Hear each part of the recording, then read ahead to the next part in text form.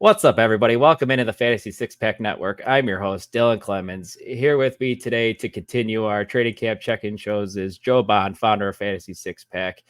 And we are going around to all 32 NFL teams and interviewing a beat writer or reporter on what they've seen or heard at training camp.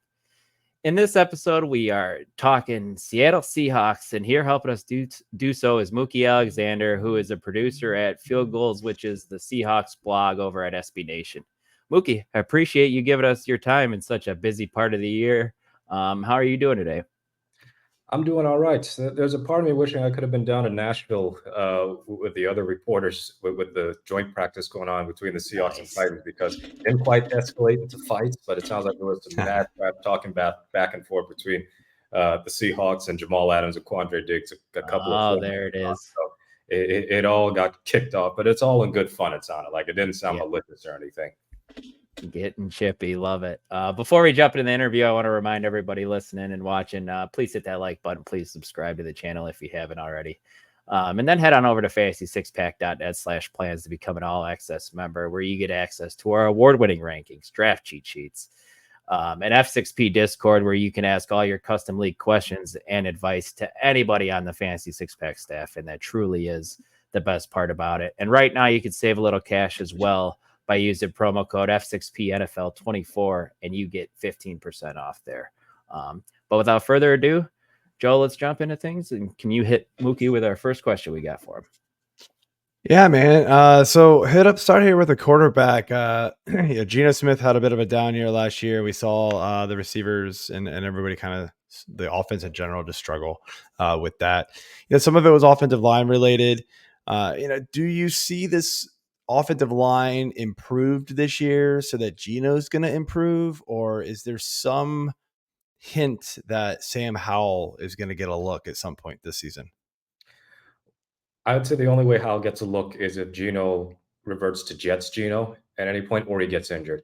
And he's already been hurt in training camp, albeit enough that I don't think he would have missed an actual game. He just missed a few practices, just fully precautionary. But there's no quarterback competition going on right now between Smith and Howell. There's a clear hierarchy there. But as far as the offensive line, that's going to be interesting, because it is going to boil down, I think, to two things: experience and health.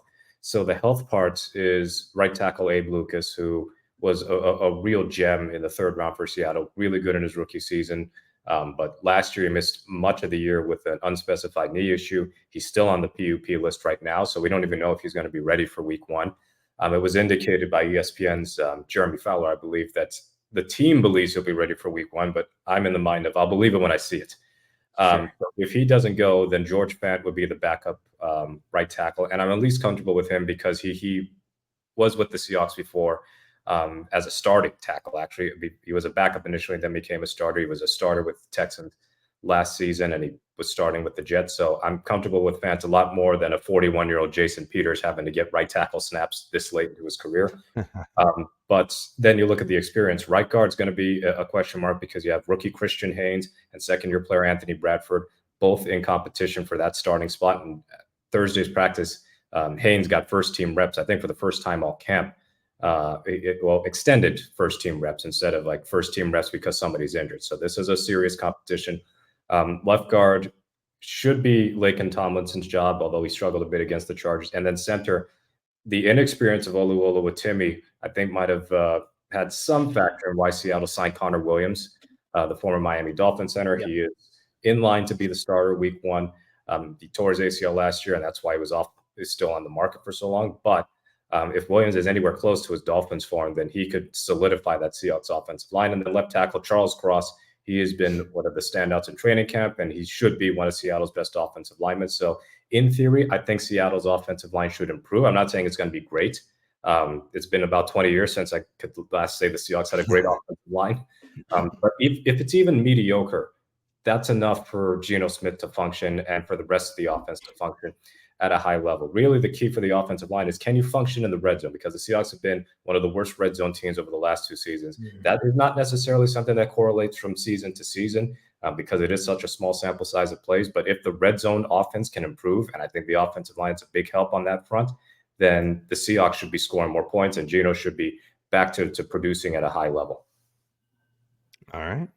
Perfect. Cool, Yeah, cool. that's great to hear. And hopefully the offensive line can help improve this running game even better as well. Zach Charbonnet came in his rookie year, and we saw flashes last year, but it was still pretty much Kenneth Walker's backfield for the most part. Do you believe it's kind of going to move into more of a 50-50 split here, Mookie? Or is this Kenneth Walker, is he still kind of the alpha in the backfield over Zach Charbonnet?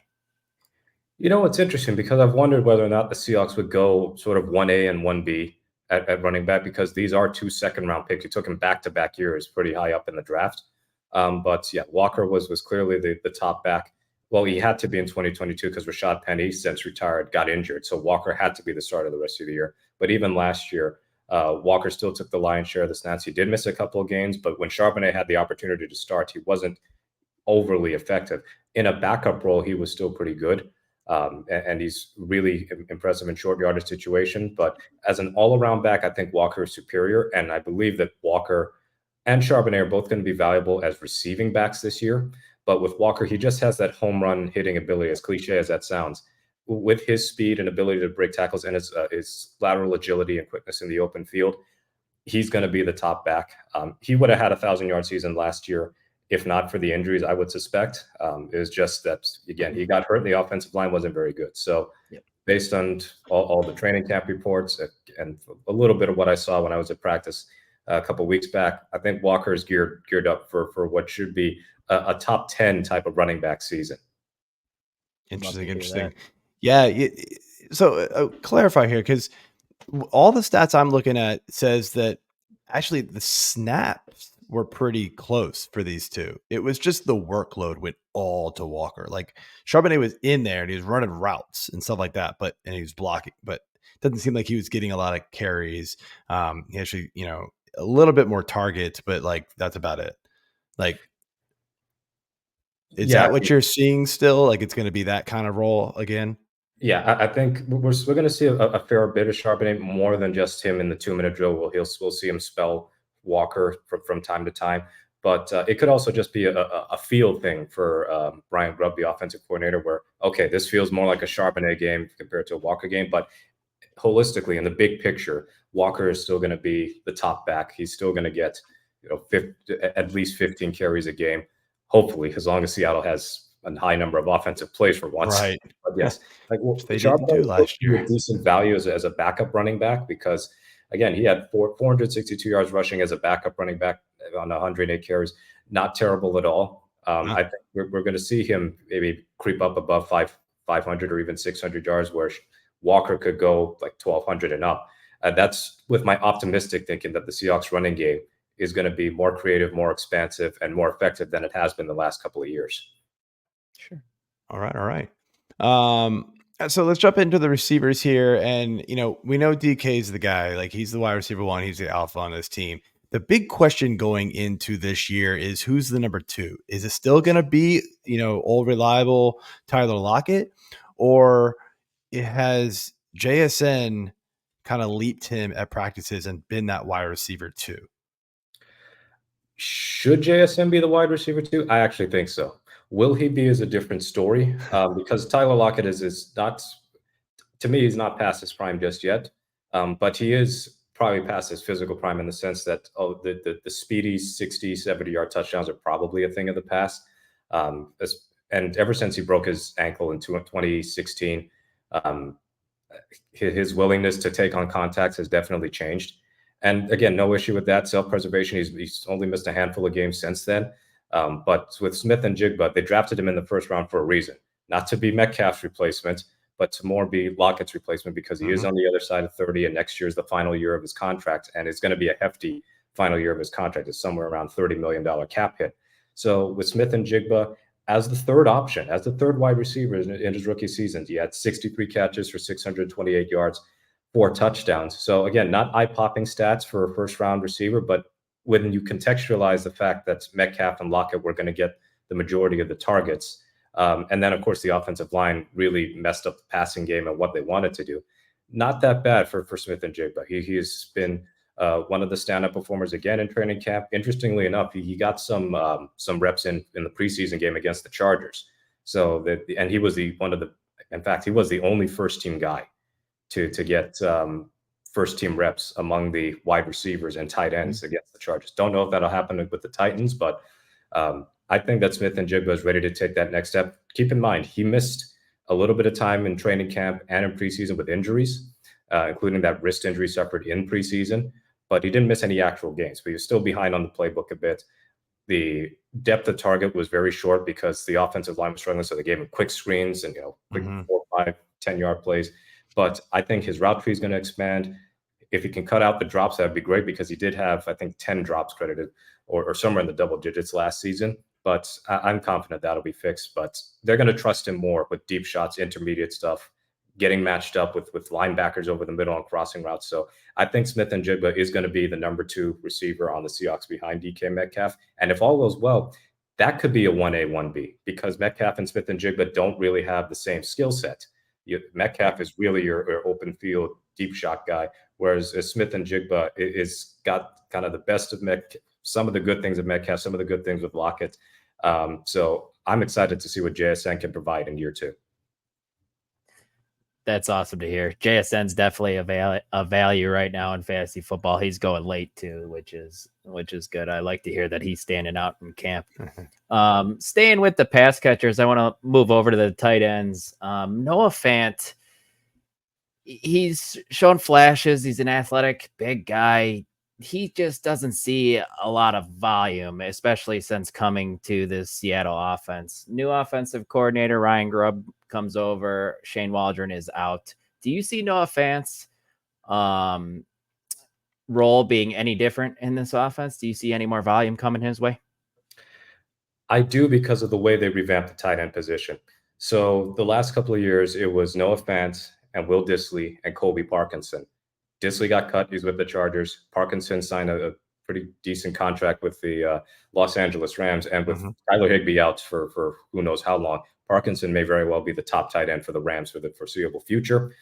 So the way that Shane Waldron used those tight ends was sort of like a by committee thing. A lot of 12 personnel and some 13 personnel. They were high rate of usage in both of those formations. So 1 back, 2 tight ends, 1 back, 3 tight ends. But that also meant that the targets generally got divvied up in a way that was more equitable than anything. Even though Fant was clearly the best receiving tight end of the team, that doesn't necessarily mean that he was getting the type of volume that other high-ranking tight ends would get. So you look at last season, didn't even score a touchdown. I mean, he did, and then it got taken away because the Cowboys called timeout. But just 32 catches, 414 yards. He posted career lows across the board and had just 43 targets. With the Broncos used him heavily. I think he had at least 90 targets most of the time there in his, 3 seasons there or 4 seasons there. So with Fant, again, there is going to be a structural change, I should say, with how Grubb is going to use his offensive weapons. So I think that the receivers are going to be the top priority still, meaning Metcalf, Smith, and Jigba and Lockett. But it's a matter of, will Fant start to get more of those targets that we're going to, say, the 4th wide receiver or to the other backup tight ends. So I think the targets that would have gone to Dissly and Parkinson over the years, those are now going to go to Fant. Farrell Brown, who did get injured in practice against the Titans, so hopefully he's all right. A.J. Barner, Brady Russell, probably not going to be seeing a lot of targets. In fact, at least 2 of those guys are considered to be blocking tight ends more than anything. So I think that there's going to be an uptick for Fant, and I think there'll be an uptick in his depth of target too, and his yards after catch should be substantially increased, because the one good thing with Fant is that he's fast for his position, and he can move well in the open field and break tackles. So I trust that Ryan Grubb is going to know what to do with Fant, given all of the success he had with the tight ends of Washington. Awesome. Like to hear that. Yeah. That's interesting to hear. I still think it's a struggle to take him in fantasy drafts, because even though he might be the tight end 1 for the team, he's still 4th in the team, at best in targets. Charbonnet might even be kind of close to him when you really think about it at the end of the day. So it is tough to take that kind of guy where there's a lot of tight ends that are like the number 2 target or even 3 target on their team. And so those are the guys that you like. And, but switching over to fantasy kind of talk a little bit more here. We are a fantasy focused show and site. So the question we're asking everybody on these is,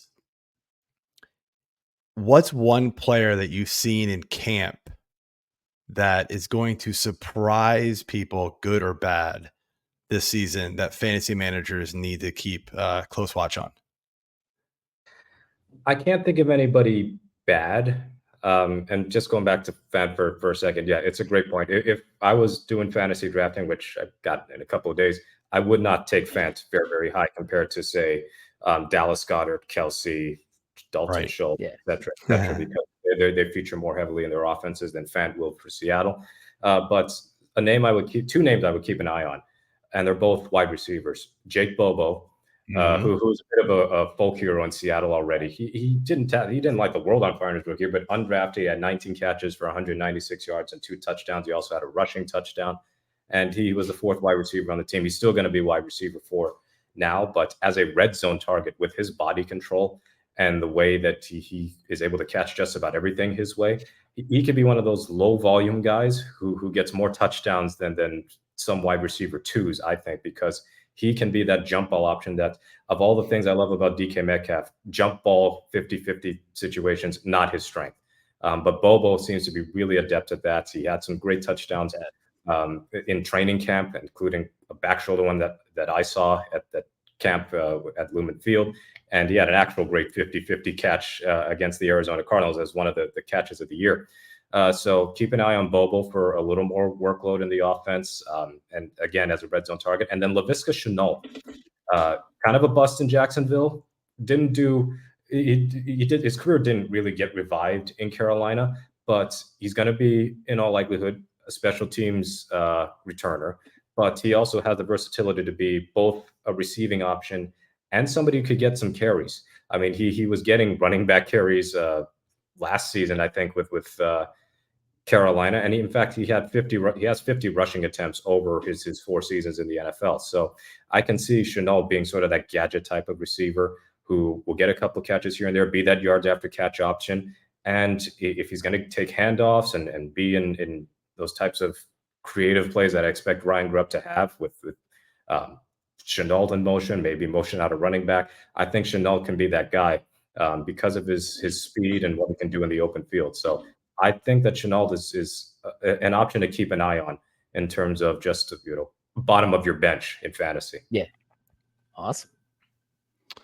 Was always a fan of Shenault's game. It just unfortunately never really came to, but I like that call. So this is the best team he's been on. I mean, I'm not even saying Seattle's going to be a Super Bowl contender or anything, but he's been on a bad Panthers team for 2 straight seasons, and the Jaguars teams, one of which was the Urban Meyer year.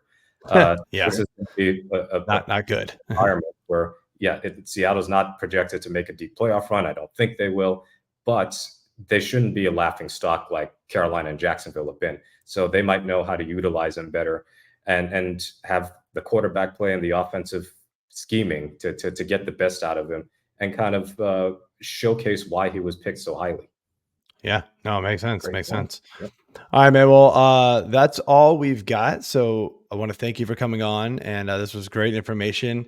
Before we close things out, though, I want to give you the opportunity to let everybody know where they can find you and what you got going on. Yeah, I'm on X/Twitter. You can see it at the bottom at Mookie Alexander. I also run the Field Goals account, which is at Field Goals. Most of my work is at fieldgoals.com, but occasionally I will pop up on SBNation.com, whether for NFL writing or for the past couple of weeks. I was on their Olympics coverage for track and field. So, I'm going to be back to an NFL writer now that the Olympics are over. But be on the lookout for some NFL-wide stuff on SBNation.com for me as well. Great stuff, man. All right. Well, again, great information, and hopefully we can do it again soon. Yeah, absolutely. Thanks, Mookie. Yeah. All right. So that is it for the Seattle Seahawks training camp check-in. I want to thank you guys for watching and listening. If you're still hanging around, click that subscribe button, click that like button, leave those reviews. We appreciate it. And make sure you go check out some of the other ones in our playlist. See you later.